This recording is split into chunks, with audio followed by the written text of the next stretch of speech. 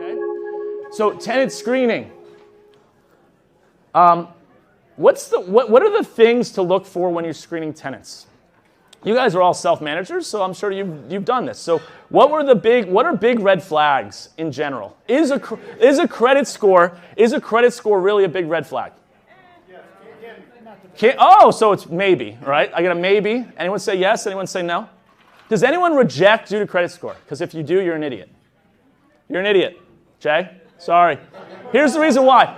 My best tenant that I've ever had in my entire life, and I still talk about them. I'm starting to have some issues with him, so I'm not sure I can say this story anymore.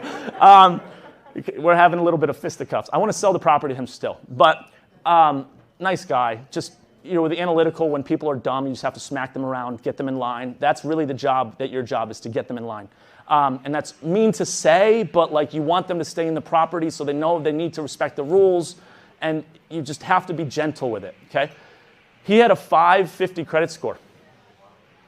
I rented him a single-family home. He still lives in it. Do you know what reason for his 550 credit score was? Medical bills. One $25 medical bill. One. How can someone that has one ding on their credit of a medical bill have a 550? No credit cards, didn't disrespect his credit. Just, that wasn't the thing. He didn't want to play the credit game. People do that. Does that mean you shouldn't do a risk because they're 550? Absolutely not. I rented him a house, right? So credit score does not mean anything, okay? What means things? Eviction history. Eviction history, that's one. What else, guys?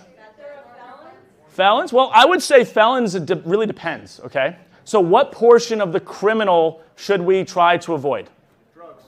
Well, I would even say drugs is a little bit difficult, right? Especially because marijuana is now legal. So if it was possession of more than a certain amount of marijuana, now it's legal, right? So that's a hard one.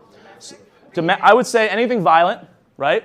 I would say sex offenders because they have to be registered and people are specifically looking at sex offenders.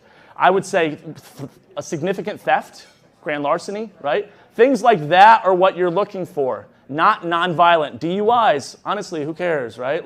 It happens, it's terrible. I'm not trying to suggest it, but do people that have issues with alcohol that then drive, is it one single incident where it was a bad decision, or is it systematic, right? That's what we're really looking for when we're looking at rental history, okay?